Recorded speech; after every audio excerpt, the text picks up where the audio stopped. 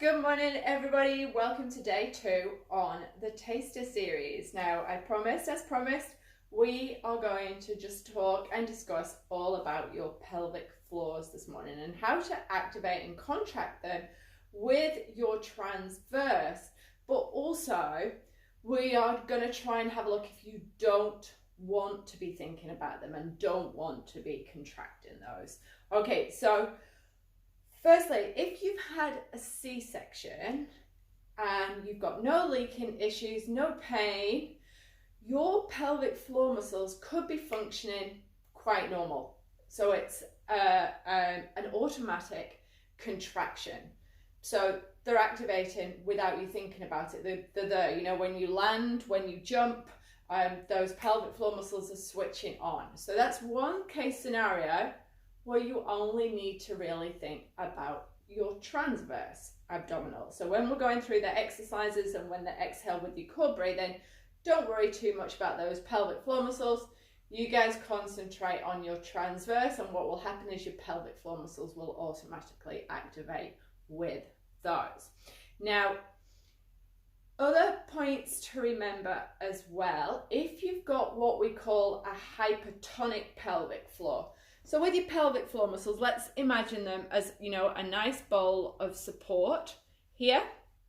All right, now we want them to be able to contract and relax, just like any other muscle with our breathing. When we contract them to stop our wheeze coming out when we sneeze, they should be able to contract as we're exhaling. Sometimes the muscles are up here and they're too tight, and we can have different side effects from there. So we might have some pelvic pain, we might feel some pressure, we might have pain during sex. Okay, so we need to release those muscles so they can start to move and function again.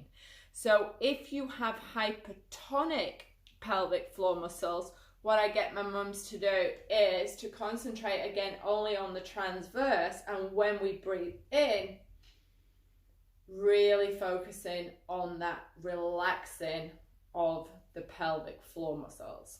Okay, everybody else, vaginal delivery, episiotomy, stitches, etc., noticeable pelvic floor muscle weakness, you need to be able to contract your pelvic floor muscles just before you contract your transverse, because they can often be the weaker muscle. Okay, so we have weaker muscles in that lengthen phase and weaker muscles in the too tight phase. They're both not functioning optimal. Okay, so we can have loose pelvic floors, too tight pelvic floors. We want them just right. So the best way to think about it is you can test your strength and test to see if you can activate them correctly by stopping your wee when you go to the toilet. So you can just say, oh, can I do that? And it can sometimes help you feel the muscles better at the front. Okay, so you can get a feeling and you can get a feedback.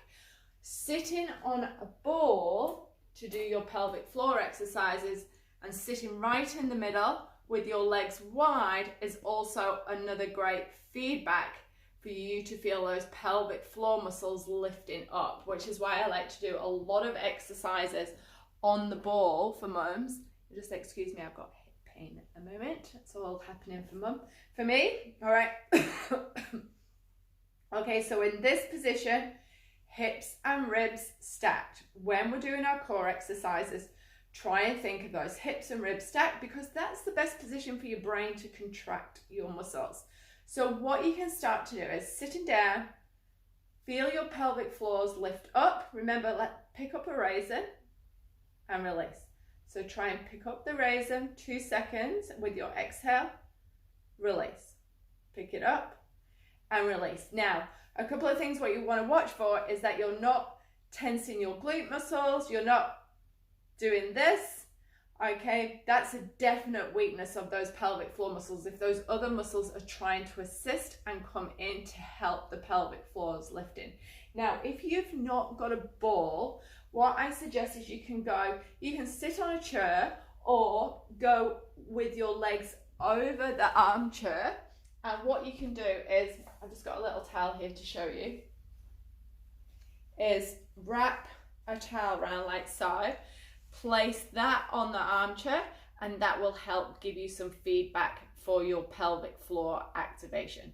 So what I want you to do today is every time you open the fridge, if you need to be working on your pelvic floors, I want you to open the fridge and then I want you to do 10 contractions on an exhale for 2, inhale, release. Contract for 2, inhale, release. Get those pelvic floor muscles going by themselves first today. Then you can do your transverse.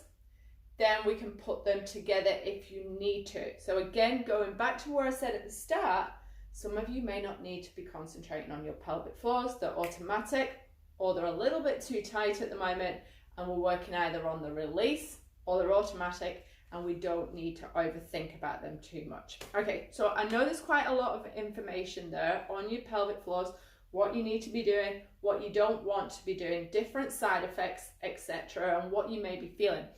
If you want to place any comments, what you're experiencing yourselves with your pelvic floors after different types of birth, etc. Remember, if you've had an assisted type of birth, that can increase pelvic floor muscle issues. If you've pushed for a long time, if you've had any tearing, all this can affect how well your pelvic floor muscles are functioning and working, because there can often be a lot of scar tissue down there also as well, which again stops that neural feedback.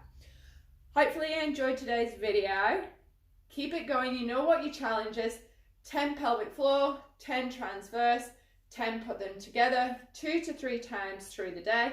And please join me for tomorrow's live, where I'm going to show you how you can put the movements into your exercises throughout the day, which gives you better results long term, and especially once you're following the No More Mummy Tummy Challenge. Now don't forget to go and register for the challenge as well, because the access details are going to be out on Thursday, and by doing so and joining the challenge early, it means you can get ready with all your food, nutrition, but you can also make sure that you're going to start on the right level for you, and you can ask me any questions about that. Okay everybody, hopefully you enjoyed today's session. I will talk to you all soon. Thanks for joining in. Bye guys.